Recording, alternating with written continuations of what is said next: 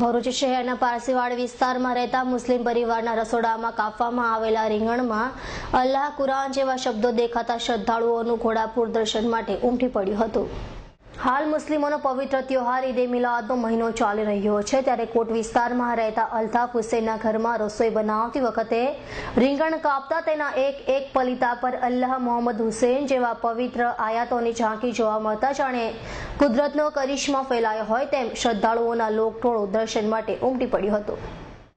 ये बैंगन जब मेरी भाभी काट रही थी और उन्होंने देखा कि अंदर से कुरान शरीफ की आयत है और अल्लाह और मोहम्मद लिखा हुआ है, फिर उन्होंने हमको आवाज़ दी, फ़ोन किया, हम आए और हमने देखा कि वाकई में ये अल्लाह मोहम्मद और हुसैन 5 पंजेतन के नाम लिखे हुए सारे और कुरान शरीफ की आयत है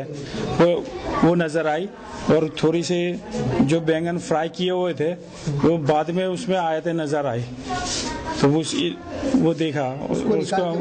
वापस हमने उसको देखा, तो उसकी वजह से क्या मानते हैं ये अल्लाह का कुछ करिश्मा है, कुदरत का करिश्मा है कि ये जो ईद मिलादुन नबी का ये जो महीना है उसी में अल्लाह ताला ने ये करामतें दिखाई है।